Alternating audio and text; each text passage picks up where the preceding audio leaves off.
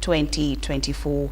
I'm Lauryn Masika Kazimoto and my colleague Elizabeth Nakakoni on sign language interpretation. Now it is just a few days until the 3rd of June, and in which we celebrate Martyrs Day, where we celebrate the brave men who walked the journey of faith and in the end lost their lives.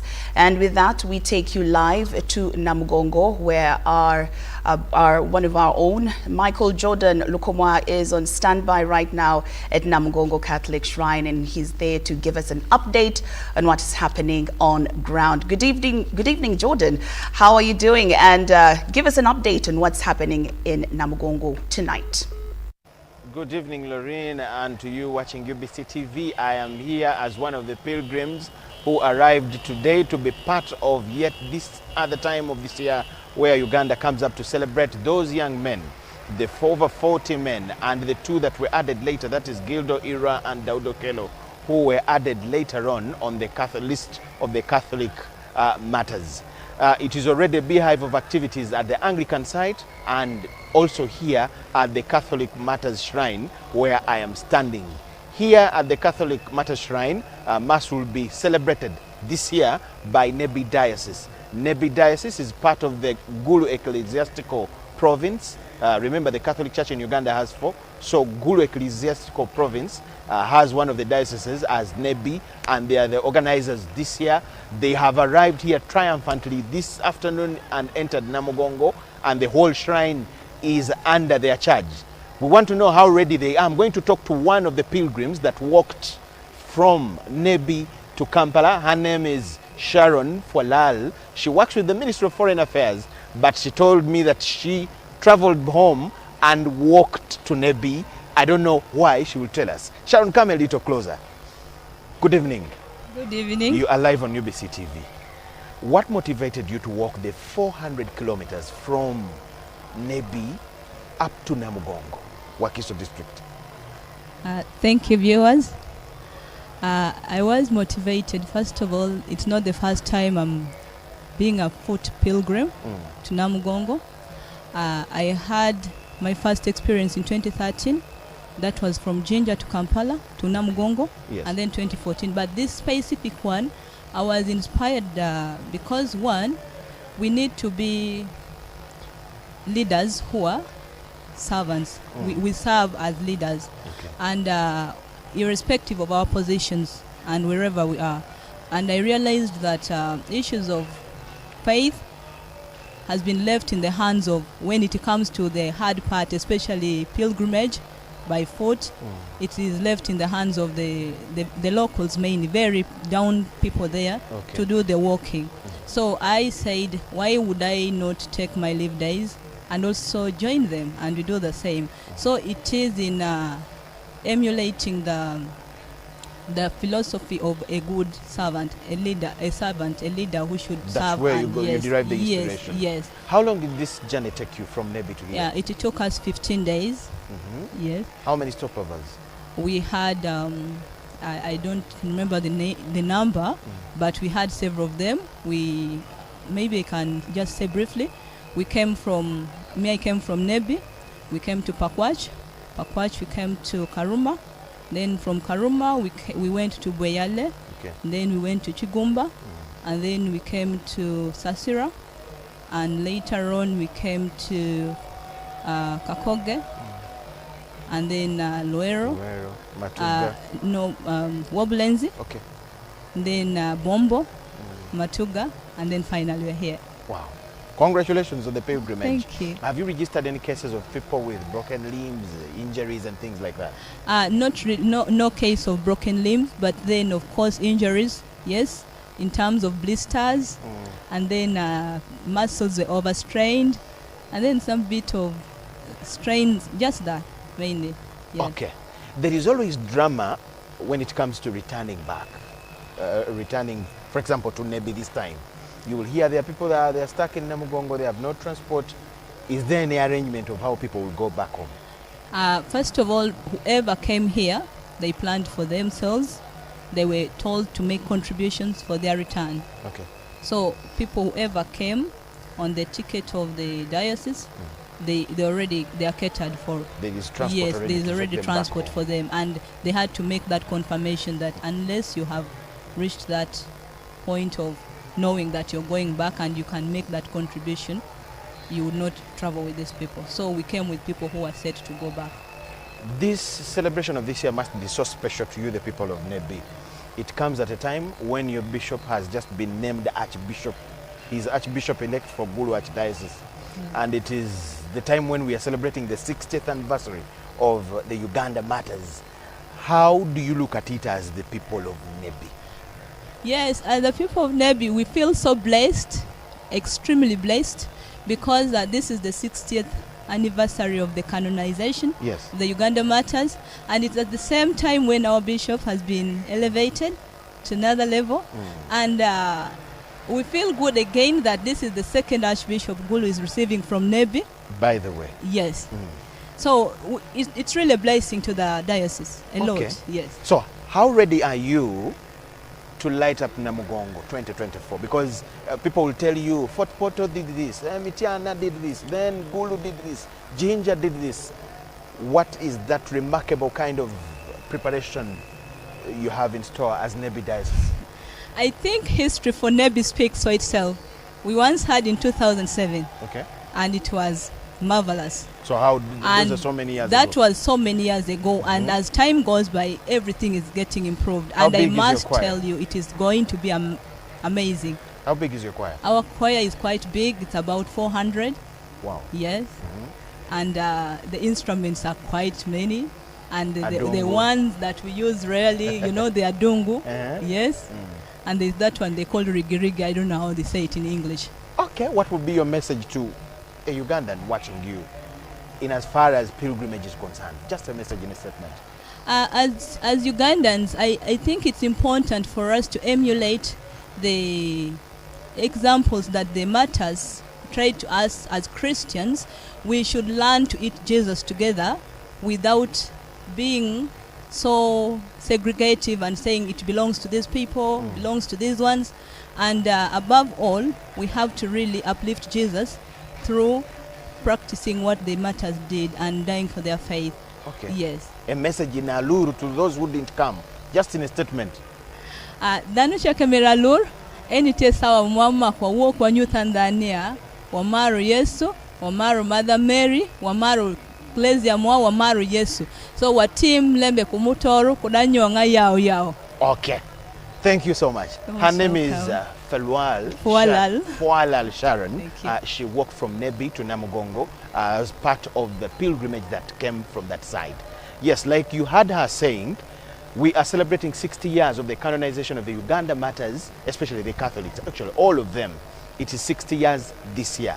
Besides, as Nebi, they are celebrating and jubilating because their bishop is now the Archbishop-elect of Gulu Archdiocese. That is the Right Reverend Raphael Mon Wokorach. He's now the Archbishop-elect of Gulu Archdiocese. So they have all the excitement, they have the reason to celebrate. We are waiting to see what they're going to put up here.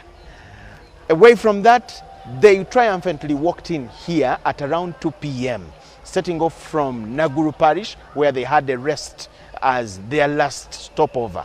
So they triumphantly walked in here in over 1,000 in number with Minister for Energy, Fiona Nyamutoro, and so many others. It was a massive walk. We have it in a story here by Jackson Onyango and the team. Let me leave it with you. The journey to Namugongo Catholic Shrine by Nebi Diocese pilgrims began on the morning of Wednesday, 29th May 2024 from St. Jude Catholic Church in Nakuru, where they had spent the previous night. The procession, led by the brass bands, was filled with excitement and anticipation. However, this was more than just a journey. It required passion and love.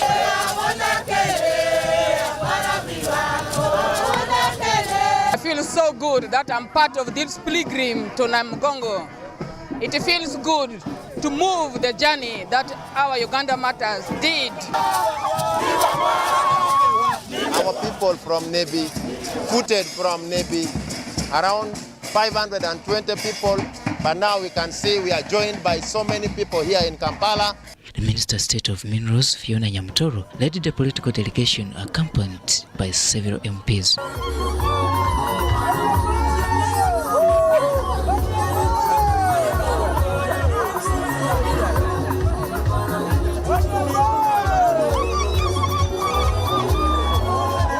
The entire event was monitored and guided by the police and the UPDF.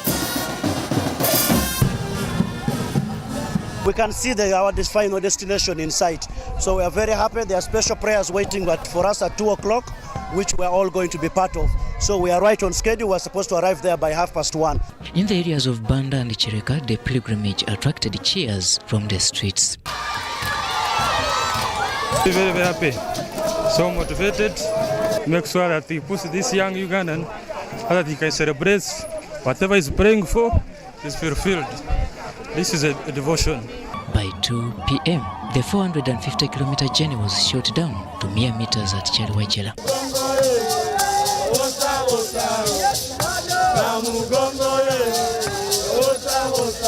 30 meters away from the shrine, the team was joined by the Bishop of Nebi, Right Reverend Raphael Wokrach.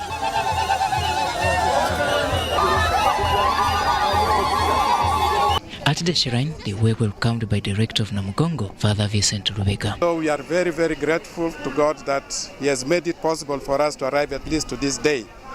We are here to receive all the pilgrims, Today the shrine is opening the door to receive all the pilgrims, and the rector of the shrine will give the key of the shrine to Nebi Catholic Diocese. And on the 3rd of June, I expect over 1 million people just converging here. We have prepared for them and we have been accompanying them spiritually. We have all spiritual exercises going on. It is almost after 4 hours that we have finally entered here at Namugongo Catholic Martyrs Shrines at the Basilica, where the Bishop of Nebi Diocese, Right Reverend Wokrach, has been ushered in by the host Diocese of Kampala Archdiocese here to manage him further as Nebi prepares and settles at this place to animate this year's Martyrs Day celebrations of the year 2024. I'm Robert Onyango for UBC News, Kampala.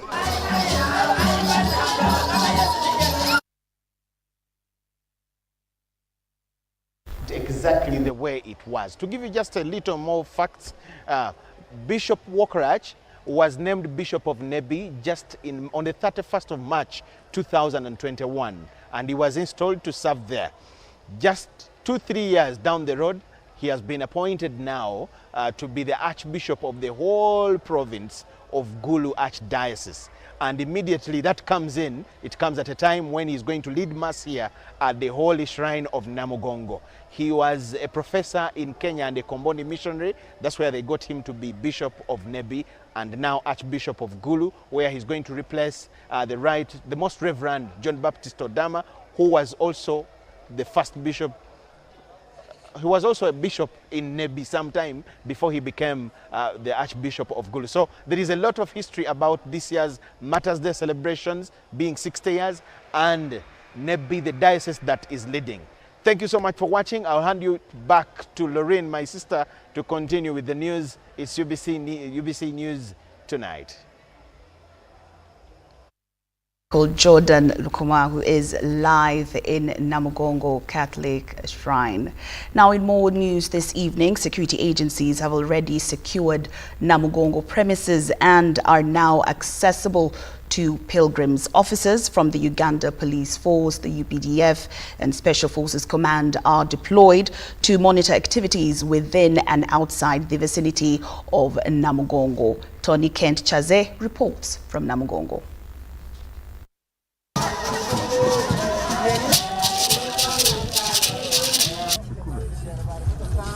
My name is James. Now, not so much activity is happening here at Namugongo. Pilgrims continue to arrive as they prepare to take part of the big celebrations here in Namugongo. This is what you should expect upon arrival. You will be required to queue, and as you queue, you are subjected to a security checkpoint. At the security checkpoint is a mammoth of police officers, counter-terrorism and others. There is as well a mounting of security gadgets from walk-through metal detectors, handheld metal detectors as well as an X-ray machine, which is going to ensure that you are screened to the safest of states as you might wish to be. It might take you long making it through, but at the end of the day, you will be coming through. It might look like an inconvenience, but it's all being done to ensure that you are safe.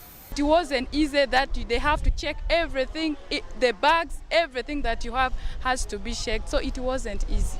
Ebyokwerinda biri okay kuba buli wotunula laba abajasi buli wotunula laba abachi ebyokwerinda security eri okay era twebaza aba security tukola ne ba customer okuva jinja kuva abaje bava bajje mukama abakwateko batambule bulungi bajje tusabe era bajje batuwage naffe mu byokulya. This is the Basilica. To my left is another entrance point to this particular place. It is yet to be opened, and the reason is there is no activity yet as of now. This place will as well be an access for the many that will be here for Martyrs Day celebrations. Tony Kent Chaze, Namugongo. Now, Munyonyo Martyrs Shrine is a significant pilgrimage center celebrated as the starting point of the martyrs' journey to Namugongo. Although only 2 martyrs were killed at the site, it holds worldwide reverence. We have more details.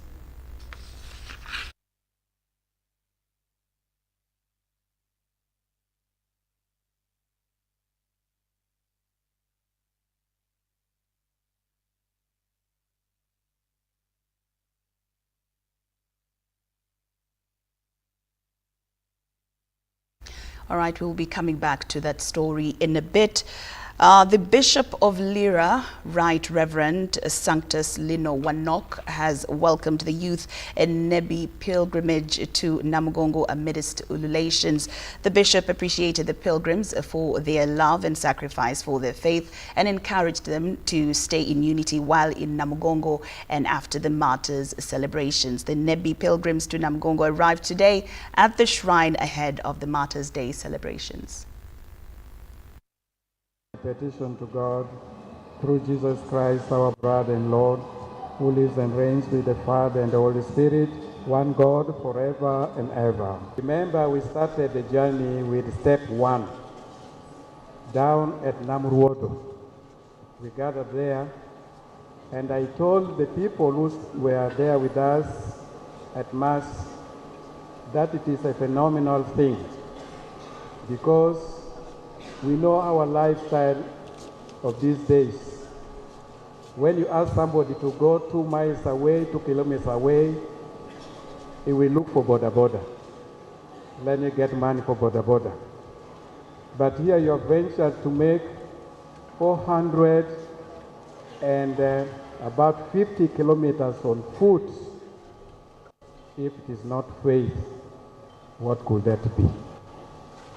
Faith is power. I don't know how you feel after making all this long journey and now reaching right here in the place where Charles Lwanga was killed. That light below the altar is reminding us of his blood where he was killed. You have reached the holy place. You have reached the holy ground. I believe you have gotten the feel of your reason for walking all this distance. We thank God for keeping us all safe, for keeping you safe along the way. Many things will happen within this time, more especially spiritual exercises. Many will be carried in order to prepare us well, so that day remains a celebration of faith. The faith that you have brought from where you were, with the faith that was groomed in Nebi, the faith that you want to share with all the peoples around the world. We thank God for giving us this opportunity. We thank the management of the shrine that has accorded us this welcome. Right there, the Bishop of Lira, Right Reverend Sanctus Lino Wokorach. Now, in more news, back to our story in Munyonyo. Munyonyo Martyrs Shrine is a significant pilgrimage center celebrated as the starting point of the martyrs' journey to Namugongo. Now, although 2 martyrs were killed at this site, it still holds worldwide reverence. We have the details. After being convicted for refusing to denounce their faith, the journey of martyrs to Namugongo for execution began at Munyonyo. Andrew Kagwa and Dennis Sebugwawo, a page of Kabaka Mutesa, were killed at this spot. Dennis Sebugwawo, aged 16, was asked by Kabaka Mwanga to denounce his faith alongside Andrew Kagwa, who was Kabaka's chief musician. When they confessed their Christianity, they were executed. Andrew Kagwa's grave remains well preserved, and many pilgrims gather here for prayers. On this very site that the king made the fateful decision to put to death all his Christian pages who refused to denounce Christianity, and those are the current Uganda martyrs now. On this very site, we have our special tree, which is a mwafu tree, which is said that it's on that very spot that the martyrs started their journey to Namugongo. On this very site, we have our main chapel, which is the minor basilica, which was built and dedicated as a monument to remind us the 50 years of Uganda martyrs being saints. Upon arrival at the Munyonyo Martyrs Shrine, the atmosphere is humble and quiet, with fewer pilgrims visiting this particular site compared to Namugongo. Many pilgrims prefer the Namugongo prayers, but the story of Andrew Kagwa, the chief musician of Kabaka Mutesa, before his death, holds significant appeal. Ebibi byone bindimo bihwemo obwoba bwumbire nyine bundugemo endwara zina nyine zindugemo nanye njuriro bya Kristo nyino musinge guhamire munonga kusinga bikumva kumbire ndi. As explained by the guide at this shrine, the number of visitors increases as June 3rd approaches. Every year, June 3rd, the day when most of the martyrs were killed, is marked as a national holiday in Uganda. It is also observed worldwide on the church calendar as a day to honor the martyrs. Pilgrims from Gulu and Kitgum have reached St. Peter's Church in Naguru after trekking for a week. From here, they will set off to the main venue in Namugongo. These pilgrims have shown remarkable devotion to their faith despite announcing a death of a colleague along the way.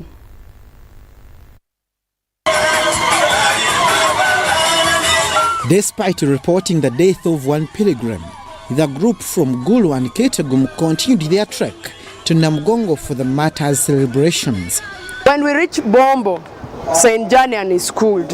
We lost one of our members from there, and the guy died during midday from Bombo. That is where God called the passion from. And we just pray that God should continue also to keep him. Driven by their devotion, these pilgrims have arrived at St. Peter's Church in Naguru for a stopover before continuing to Namugongo shrines to join the rest. The challenge is the issue of water. Drinking water has disturbed us. And also we had an ambulance from Red Cross Society, whereby they started escorting us from Gulu and they reached Kafu and they left. Other people, they were not all that fine, so we need to look for another way to escort them. They were received by Reverend Musa Lakor Onen, who committed to providing any assistance to these pilgrims and those still arriving. St. Peter's Church in Naguru expects at least 600 pilgrims and is calling for any assistance for these devoted souls. And now this year we're expecting to host over 600 pilgrims right here at Naguru. This is only the first group who have arrived here today. Tomorrow morning we expect 2 groups. We have people from West Lao, we have people from Lao Diocese, we have people from Gulu Diocese. So this is Gulu District, Kitgum, Lira, and they're all going to come and spend time here. Member of Parliament for Aswa, Simon Peter Wokorach, dedicated this year's Martyrs devotion to praying against the corruption affecting the country, especially in the Parliament of Uganda. As we pray and celebrate this year's Martyrs Day, let's pray for the country, Uganda. Corruption has eaten this country. We have the people who doesn't even fear the Lord. Look at them. Our motto is very clear. God and my country. So people are diverted from fearing the Lord. What they know is whatever I can get, regardless of how the mechanism are going to use to get the money, it is in my pocket, me and my family. The body of the deceased pilgrim is currently at Bombo Military Hospital. The team will retrieve the body after the main celebrations for a decent burial. Abdul Nasir Lowan and Rogers Komagun for UBC. Over 300 pilgrims from the North and South Ankole dioceses have arrived at Namugongo after trekking for more than 10 days. Before their final approach, security led by traffic police gathered them at Namugongo Junction for a briefing before embarking on their last stretch to Namugongo. Reverend Sam Kwataje and Reverend Ambrose Amanya, the team leaders, disclosed that their journey had been smooth with no significant challenges encountered. With only a few days left until Martyrs Day celebrations, pilgrims from various directions are still making their way to Namugongo. The group of over 300 pilgrims from South and North Ankole is among the large contingents that have arrived. Before their arrival, they made a stopover at Namugongo Junction for a security briefing. Among the pilgrims are Janet Businje, an 83-year-old from Ntungamo, and Enoch Kunkunda, a 78-year-old from Kazo. Both have trekked a distance of over 300 kilometers.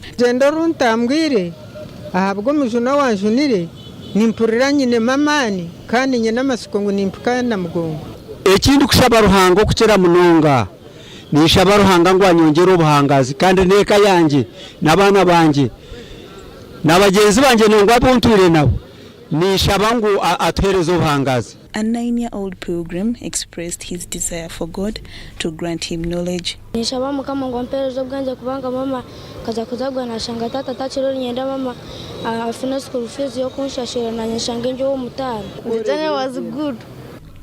Reverend Sam Kwataje and Reverend Ambrose Amanya, the team leaders from West Ankole, narrated their experiences and the smooth journey. Our journey was very nice and colorful, and we didn't meet any challenge because I think God was on our side. With a total of 160 pilgrims, the challenge we have is the tiredness. After the security briefing, they resumed their journey to Namugongo.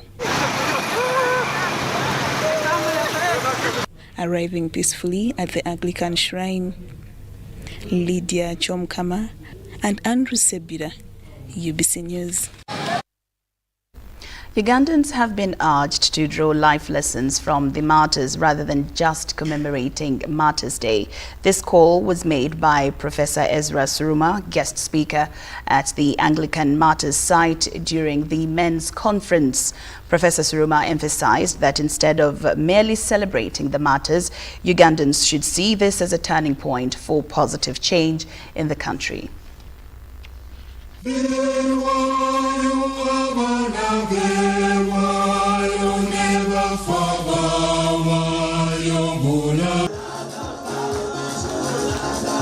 Men from different dioceses that make up Church of Uganda gathered in large numbers at the Namugongo Anglican Martyrs site for their board men's conference. During the conference, the men received social, economic and spiritual lessons from various speakers who attended the conference. Among the speakers was Professor Ezra Suruma, who advised men to recognize their responsibility in the development of the country. How do you lead the family? How do you be faithful? How do you love? How do you tolerate? How do you lead? That's what we've been talking about. Being a man is being a responsible, disciplined leader. of the family and of the community and of the world. And that is a very, very serious responsibility. But how we ensure that more and more of our children have these values. Professor Sunuma also urged the Ugandans to understand the significance of martyrs to Uganda and their lives, rather than just celebrating that day. That there are times when, instead of living with one another in peace and agreeing to be different, we fight, we go to war, we kill, because we have differences. The importance of coming to a state of life in the family, in the community, in the country, and in the world, where we can coexist with different truths and different beliefs, is very, very important. Samuel Bakotana, the Provincial Fathers Union president, highlighted the importance of men in the church. He attributed the increasing cases of domestic violence and neglect by fathers to the poor upbringing of boys and the daily lifestyle choices of men. One of the causes of domestic violence is what people are consuming from the radio stations, through the ears, what goes to the brain, the music they listen to, what they watch on our TVs, most of which is vulgar, nakedness, nude, and all those action movies, and people are fighting, so it gets into their subconscious. He also used this platform and called upon men to take a central role in the church. So the significance of the man specifically is that he was given instructions right from the start to offer credible leadership to his family, to do three things to the children: to mentor them, to model for them, and to minister to them. When you see that role of the man in the family, when the man is out of the picture in the family, there is a huge problem. Generations are destroyed, marriages are destroyed. We need them to come and take center stage and offer direction.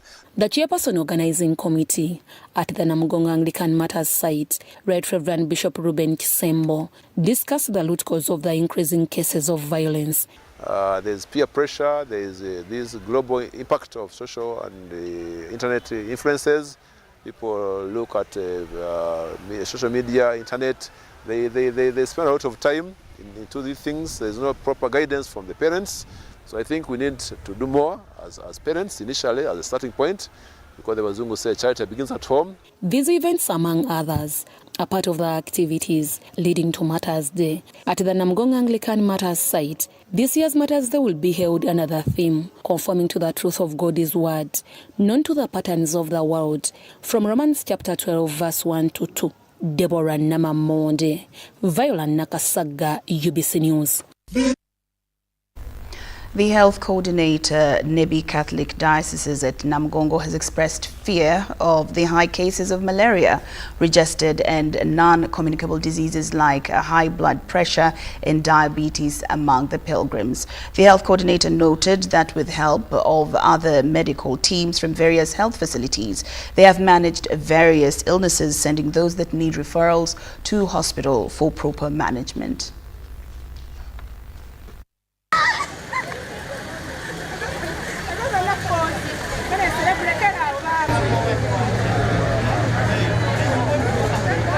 Basically, the ailments we are treating are the feet swelling. Yeah, because of the long distance they have been moving, there is that pressure that gives them their feet to swell. And that is basically what we are treating. We are also treating other ailments like malaria cases. We have also gotten dysentery. We have gotten cases of high blood pressure and diabetes. Equally, we are also treating them, yes. On the ground right now, we also have special forces, the medical special forces, the military, we have police. I really want to thank all this medical team because they have given us a helping hand, and at all corners, you see, we are taken, the pilgrims are taken care of. And for any referral, we have Zia Angelina Health Center they are managing other cases that we refer. So there are some cases we cannot handle here. We want to thank management and staff of Zia Angelina for also being there for us to receive referrals from this team, the medical team, which are helping all serving the pilgrims from inside the martyrs shrine. UBC News Tonight takes a very short break, but we return with more stories after these messages.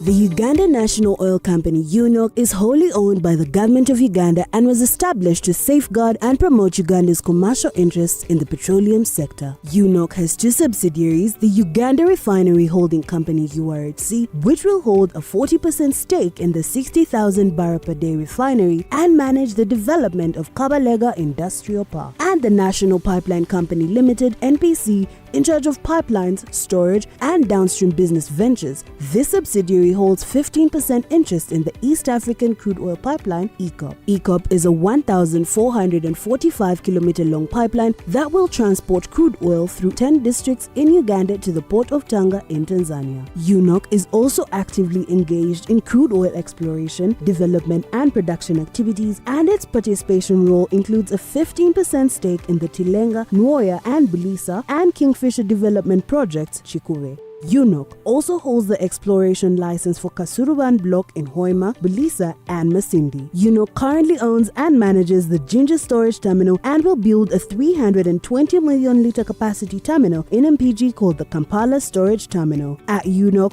we're harnessing the potential of Uganda's petroleum resources, forging a sustainable future and preserving the natural beauty of Uganda. UNOC, your partner in Uganda's oil and gas industry.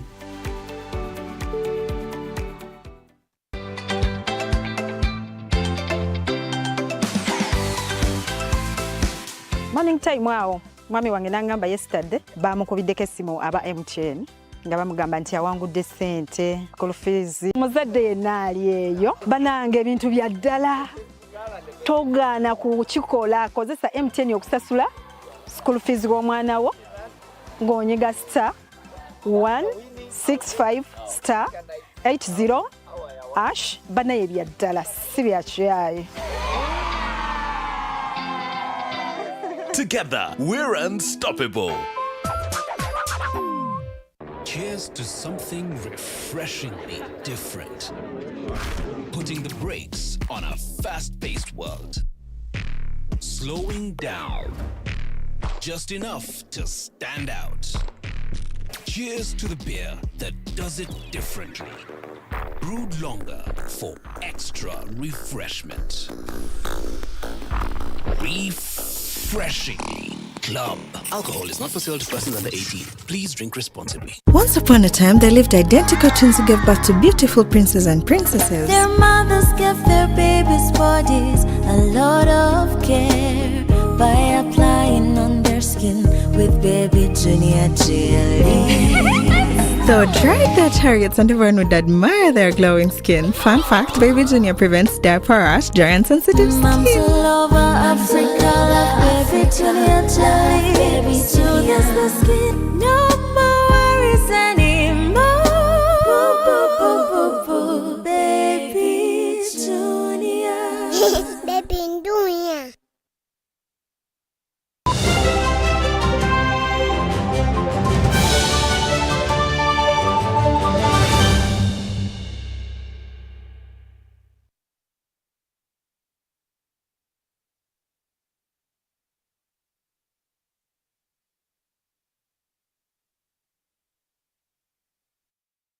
Welcome back from the break, and we're glad that you're still with us. Now, in more news tonight, the new Malaysian ambassador to Uganda, Ruzaimi Mohammed, has revealed that his country is partnering with scientists at Makerere University to produce a vaccine for diseases that affect sheep and goats. The ambassador made this revelation today during a courtesy call to the Prime Minister, Robina Nabanja, at her office in Kampala. Malaysia has its regional embassy based in Nairobi. The ambassador designates oversees Uganda as well. Ruzaimi Mohammed Tuesday presented his credentials to the President of Uganda, Yoweri Kaguta Museveni. Wednesday morning, Ambassador Rosaimi met the Prime Minister Robin Anabanja. The two leaders expressed gratitude for the cordial and mutual relations of the two sister countries. The ambassador revealed that Malaysia is partnering with scientists at Macquarie University to produce a vaccine for diseases that affect sheep and goats. This Malaysian company called BioAngle, they producing the vaccine here, so that the vaccine that is produced here in Uganda can be marketed or can be sold to other neighboring countries. Yeah. The ambassador said Malaysia will further strengthen her support towards offering scholarship to Ugandan students to study in Malaysia. Of course, we can continue promote, Malaysia can continue promote our universities for Ugandan students to further their studies in Malaysian universities. Yeah. Malaysia, according to the ambassador, is also interested in palm oil production in Uganda. Malaysia is number 2 producer of palm oil in the world. So we can share the expertise and experience that we have with the Ugandan side to promote the palm oil industry here in Uganda. Uganda is an arable agricultural land.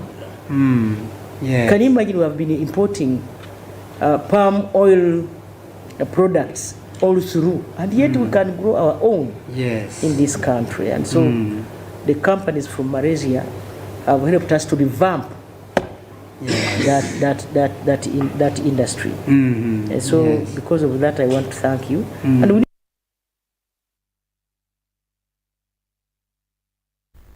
The Prime Minister Robin Anabanja has reaffirmed government commitment to support the private sector do business. The Prime Minister was this morning meeting the CEO Forum at her office in Kampala.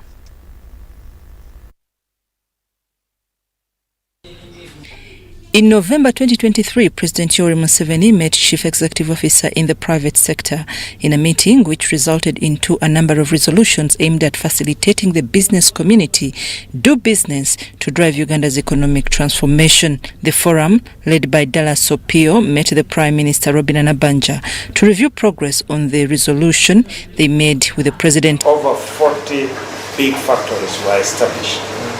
Over 40 big factories were established, and match that also with over 400 small and medium enterprise factory operations. And those are jobs.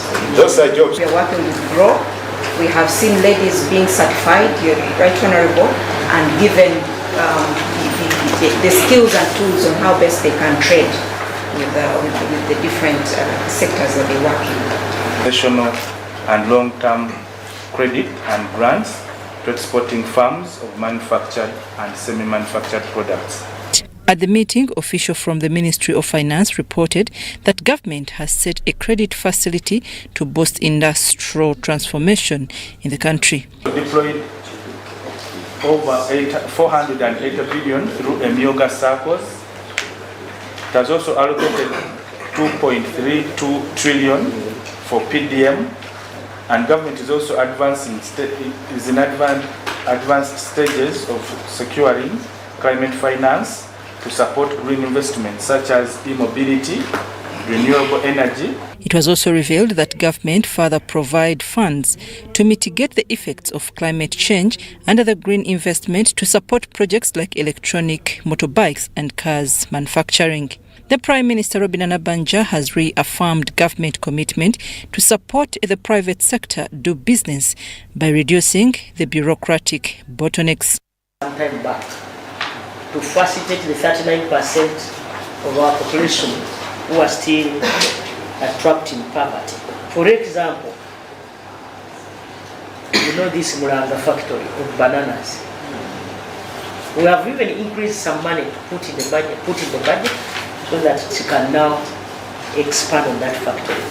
She said government will continue to provide incentives to the private sector to promote local manufacturing, to boost the import substitution, to reduce on foreign dependency. The Deputy Speaker of Parliament, Thomas Tayebwa, has urged the newly appointed assistant RDCs to avoid misusing their roles and powers. Addressing them via Zoom from Parliament, Tayebwa emphasized the numerous complaints from MPs regarding the conduct of some RDCs who needed to be addressed. The same appeal was echoed by the Minister for Information and Communications, Dr. Chris Baryomunsi, who also urged the assistant RDCs to amplify the government's effort in fighting poverty.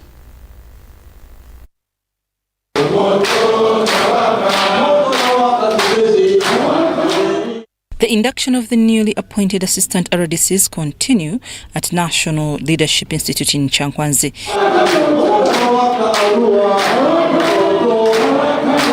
This time, the Deputy Speaker of Parliament, Thomas Tayebwa, addressed them via Zoom from Parliament.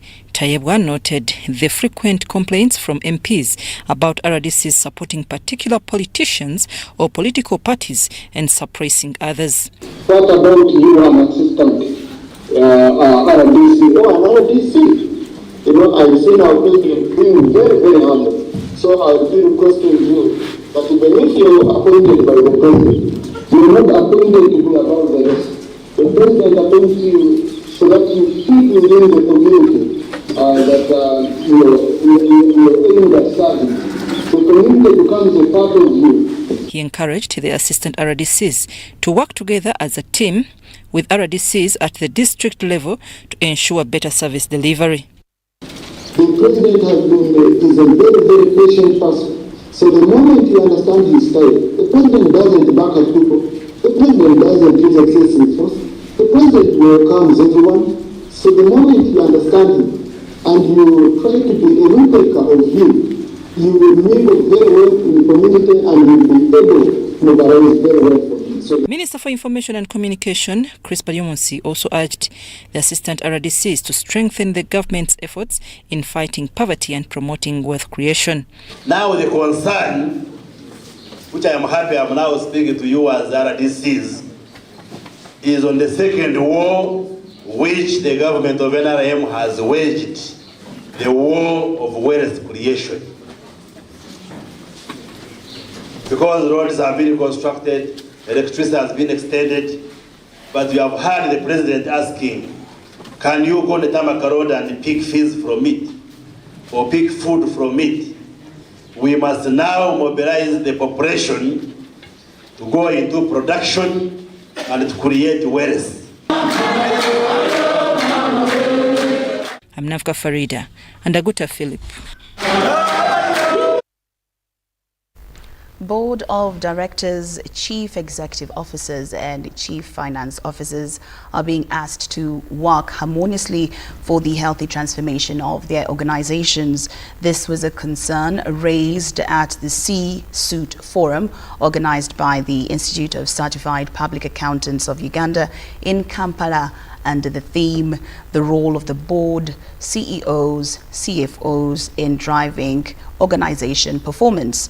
Participants at the forum, who comprised of chief executive officers, chief finance officers and certified public accountants, observed that a number of companies collapsed when the three top managers failed to agree.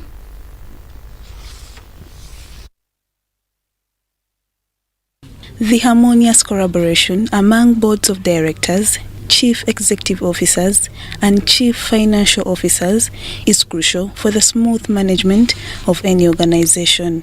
This point was emphasized during the C-Suite Forum organized by ICPAO under the theme, the role of the board and CFO in driving organization performance. Proscovia Nabanja, CEO of Uganda National Oil Company, explained that strategic alignment, governance, and accountability require the concerted efforts of the board, CEO, and CFO. She added that identifying and managing risks is essential for the organization's health. That we can negotiate a contract, we can negotiate ideas, but we don't negotiate values.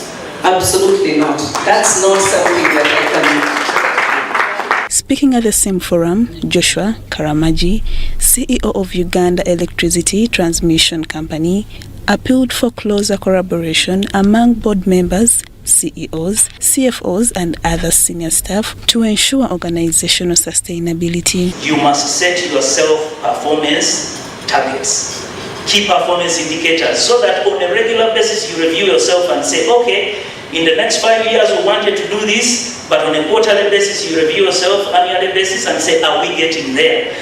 Ronald Mutumba, Vice President of ICPAU, and Derek Nkanja, the Institute's CEO, urged organizations to hire finance officers with CPA qualifications to steer their organizations in the right direction.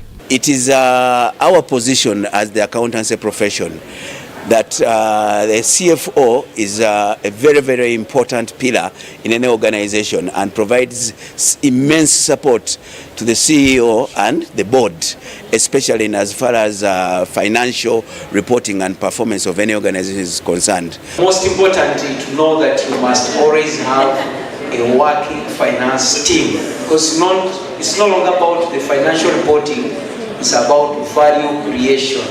The half-day C-suite forum, moderated by former New Vision Managing Director Robert Kapshenga, attracted top managers from corporate organizations in and around Kampala. Lydia Chomkama and Vincent Wamundo, UBC News.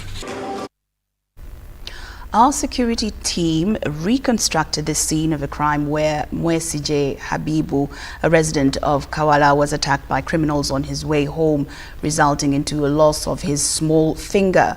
Mwesije now faces challenges of adapting to a new lifestyle as he adjusts to routines to enhance his safety.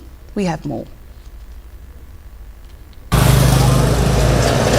On the 16th of April 2024, Mwesije Habibu, a resident of Kawala Central Zone and an entertainment presenter working with ABS Television, faced an unfortunate incident. The top countdown of this month, as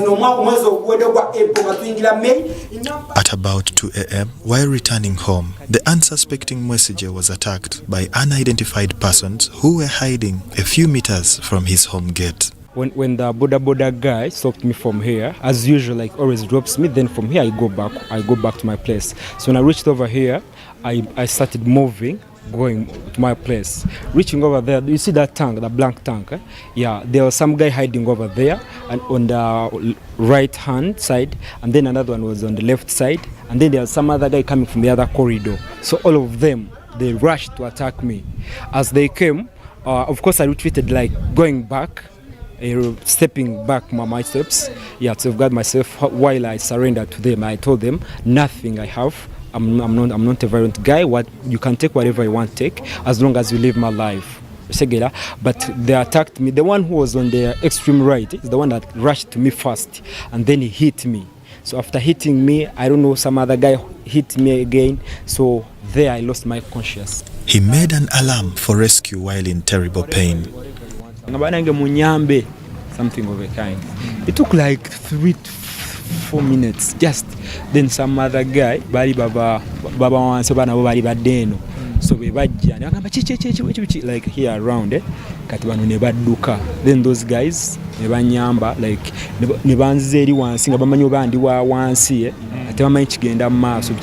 but one of the guys identified me. I know this guy works on the TV. I always watch him. At this point, his 2 phones and hard cash had been taken. Neighbors narrate what transpired on that fateful morning.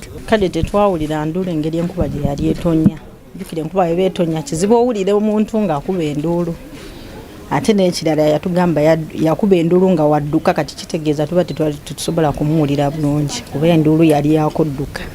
Tetulina security wadde naaka wabula omubbi wabazze olina kufuba kwerwanako olabye nga tatwala bulamu oba alina byatutta atwale naye nga obulamu abukoze eki ate oba otya kubanga jambiya ziba zisala byonna babisuula wano majambiya obwambe balina obwambe busongovu. Olunaku lumu nalinda Habibu nga musuubira okuba nga agenda kujja tukole program naye ne sitamulaba nga sinategeera kikoze eki kibaddewo So kati tuba tutambula nalina gwe ntambula naye nga tugenda ku ddwaliro lyawe Kawaala nga tulina gwe tugenda okulaba ne tusangawo Abibu ng'ava mu ddwaliro mu Kawaala. Ye ne mugamba Abibu edda nkulinze nga mmanyi tugenda kukola ki, tugenda kukola kwe kundaga olugalo olugalo luno lwali lukyaliko naye nga balutemyetemye ne lusensebuka.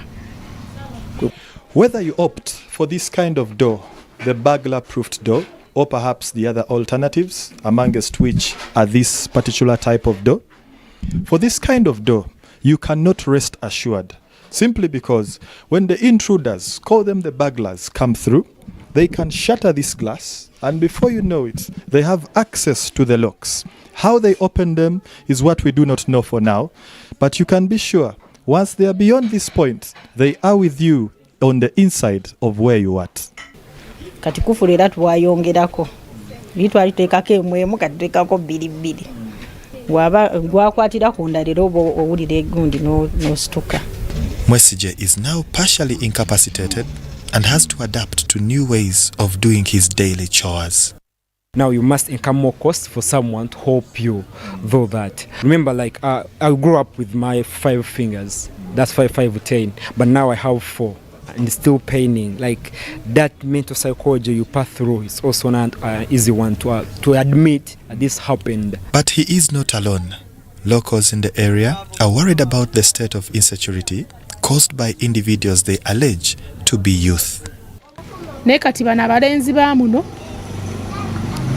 basituka ng'embwa eboggola omubbi nga balina era ejjambiya n'ayimira n'amugamba mwana mutuleke tweyiye oyinza okuluggula jambiya kutunuddemu bweti oli mu ddirisa wono sewa 2 babba 2 ez'akawungeezi omuwala wa mobile money bamubbirawo ssaawa emu omukyala bamubbako essimu wano ssaawa 2 omwami omulala baagirona ku mulyango. Several incidents that happen in the area are reported to Kawaala Police Station, including Mwesije's case, which was reported 3 days after the incident. To be honest, let's be that a topic for another day because, man, now, I think they're paid to do that. Like the way if you're a journalist, you hear incident happened, you go and follow up. So I expect them also to do their assigned duties and responsibilities. From the unfortunate incident, he has now become more cautious about his safety. Like every time I'm off, maybe I'm dropping a bit late, I go with a friend, so B2, and even we make sure the boda guy never leaves before us entering the gate. Mama, omala banga chi okulaba ku mu poliisi oba defense oba musirikale nga balawuna mu kitundu kyammwe oba LC nga ajja ababuuzaako nti muli mutya? Tebatubuuza. Abapoliisi bajja kulole baatumenya lwe twakoma okubalaba tebaddanga tubuuza oba kati kiri kitya oba kiri kitya tetubalabanga. From his accounts and the locals, I am now headed to Uganda Police Kawaala to find out more about these allegations.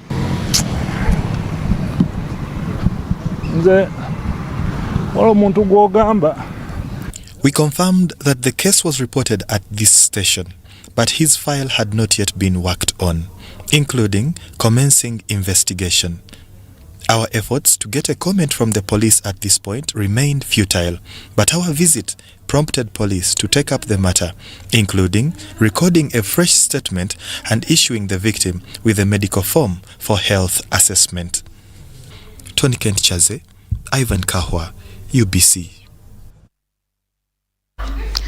Tony Kent Chaze and Ivan Kahwa, thank you so much for that in-depth report. And of course, a word of advice to all Ugandans: we need to be very cautious and also vigilant to ensure our safety is guaranteed. In more news this evening, the new board of directors for UBC on day 3 of their familiarization tour visited the Rukunjiri, Rubirizi and Kasese installation sites. During this tour, the board appealed to the president to fulfill his 30 billion shillings pledge for UBC to procure new digital equipment for production.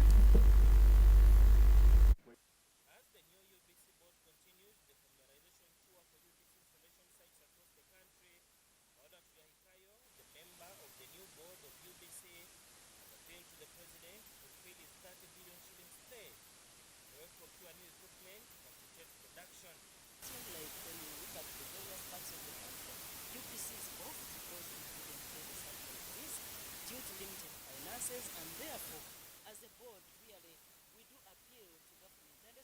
To our beloved president, you're welcome.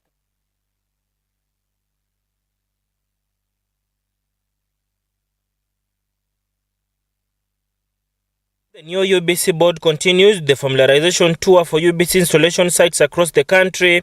Paula Turiahikayo, the member of the new board of UBC, has appealed to the president to fulfill his 30 billion shillings pledge to help procure new equipment to facilitate production.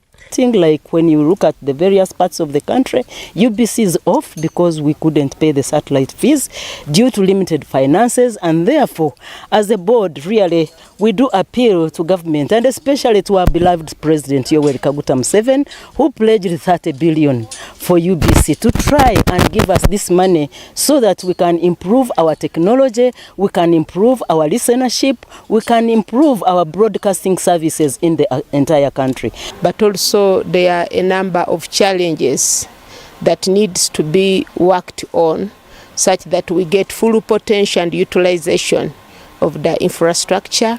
Now that there is a shortage of the satellite services, there is a need to get an alternative as soon as possible because some of the sites are not on because of lack of the satellite services.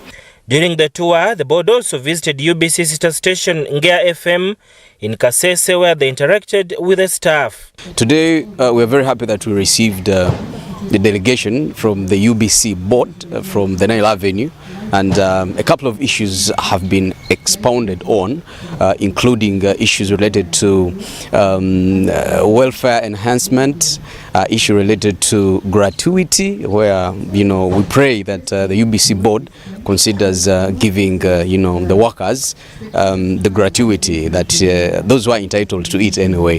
Then NSSF remittances, all these have been articulated in the manager's report, so we are hopeful that the future is bright for UBC. Tesla Jamwa, the chair of the Human Resource Committee, promised the board will work towards creating a conducive working environment for UBC staff. This is something that me as the chairperson plus my colleagues on the committee promise that we are going to look into that issue. Although we have other challenges like finances, we haven't got a vote yet, and if we had got a vote as an institution, I think this would go a long way to motivate and encourage our workers. But what I'm observing, people are committed to serve the national broadcaster. So when we go back, we shall go and sit down and see what we can do. On this third day of the familiarization tour for East and Central Uganda, the board visited Rukunjiri, Rubirizi, and Kasese installation sites. Sada Mubale, UBC News.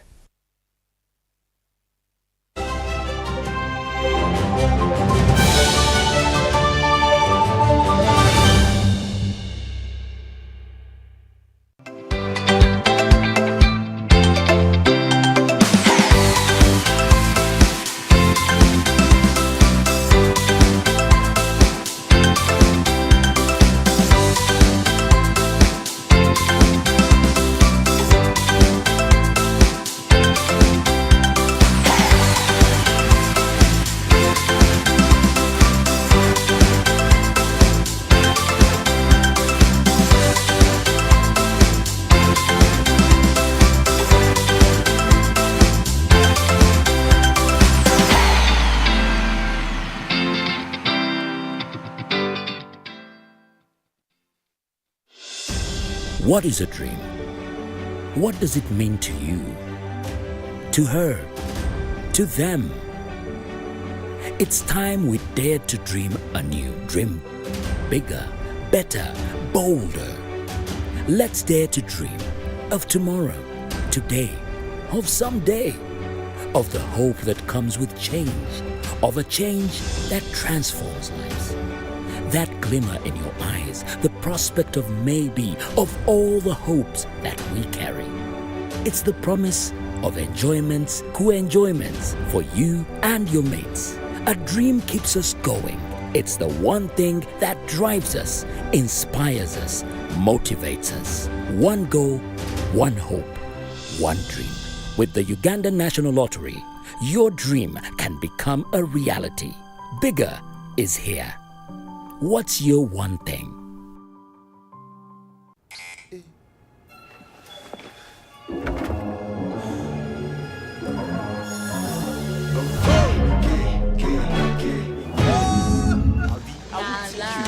Oh, I like to know. Stay fresh. You wanna come preach and be my girl. Lighting. I did make a light to know.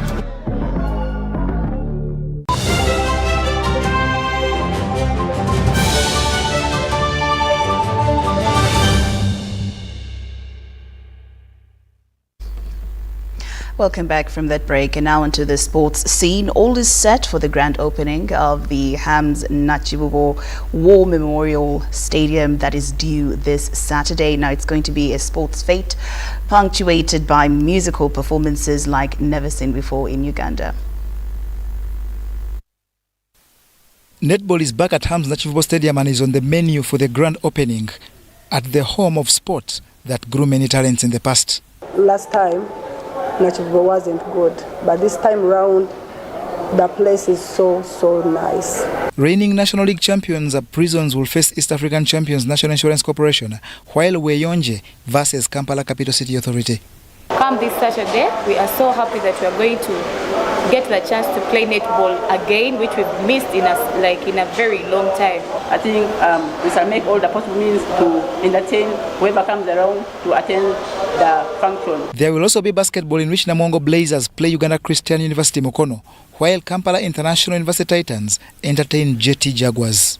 So this is going to help basketball game grow as well, because the more you have the facilities, the more people get to know about it. We are honored to have been invited for this grand opening, and as a team it has come at a good time, because we last had our game on Friday, so we have like a gap of 2 weeks before we have our next game. So us coming into this game gives us more challenges and keep the boys fit. Hams Namugongo War Memorial Stadium grand opening will feature many subplots, with musical performances a big part of the day.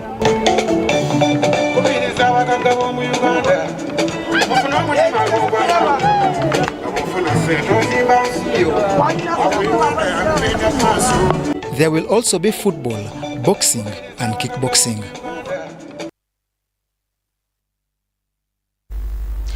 Nara Promotions, which is a premier organizer of boxing events, has launched its Sweet Science 3 season that is scheduled for June 22nd, 2024 at Club Obligato in Kampala. We have the details. The main fight will feature Uganda's John Serunjoji in an 8-round super middleweight bout with South African Jason Medi. Guys, I'm ready to fight on 22, Club Obligato. Guys, I welcome you all. Just to come. Both of them, they are champions. JST or Johnson Josie is the WBA champion Africa, and then Jason Medi, the WBO champion Africa. So today we are launching the fight here at Mountain Zion Hotel. We are really grateful for our sponsors who stood with us all the time, because Mountain Zion, they are here. We have Rajan, we have Chill Tours and Travel, we have Ethiopia, Uganda, we have Uganda Airlines. Thank them so much, because without them, this couldn't have been something really easy for us to handle. Joshua Nyanzi and Seguye Mubarak will vie in the welterweight for the national title in an anticipated 10 rounds bout. My opponent, he should really come when he's really tight and set, because as there is this guy who's always keep saying, I'm not a joking subject, not a joking subject. I'm not a joking subject, So my opponent, please just come when you're ready, prepared to feel like, the power that you hadn't felt in a while. The day's fight card that has 18 bouts also features an intense 8-round cruiserweight clash between rivals Abdul Njego and Musa Antege. Others expected to light up the day include Waswa Lubega, Tafu Odoi, Rogers Senyondo, Owen Mugomba, Frankie Walabye, and Tanzanian Abdu Juma Kubira. Uganda is to benefit from a visit of a former English professional football player, that's Stephen Taylor. Taylor, who arrives in the country this Thursday, is more renowned for his defensive display for Newcastle United that he represented for 16 years. While in Uganda, he will on Saturday be a guest to Mutungo-based Motherwell Soccer Academy that is waiting in anticipation of what is a historical visit. Fortunately, most of our kids have been following these players. So the moment they learned of his coming, they were excited. So I think his coming here is going to inspire them to play real football for those who are taking it like a job, and even to inspire them to be in touch with their playing career and to play for the success of their families, for the success as individuals, and ahead of them to look at it as a business that can make them survive. Apart from the football, we have learned that he's also coming to help the school, the education sector. He's coming, I think, to help the kids. And when as far as the global-wise, we are in Africa. I think he feels he needs more help, even the education sector. So that's another beauty, that our pupils who are not going to play football or who are not be involved in his presence are going to benefit, because we hope we shall get even books, we shall get some equipment for the school. And with that, UBC News Tonight has come to an end. Thank you so much for your company today. Now, on behalf of the team working tirelessly behind the scenes, we wish you a good night.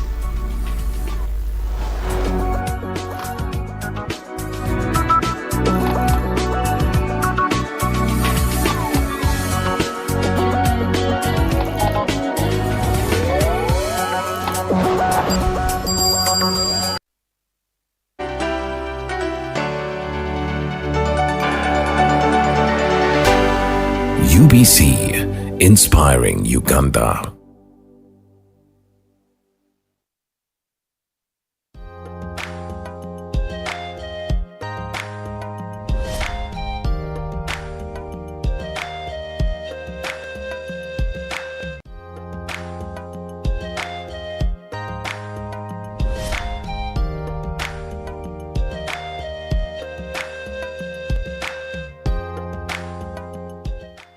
Welcome to Super Soul Sisters. My name is Jamila Oluka and you're watching UBC Live Inspiring Uganda. Today we are having one of those ladies that I believe that by the end of the show, you'll be very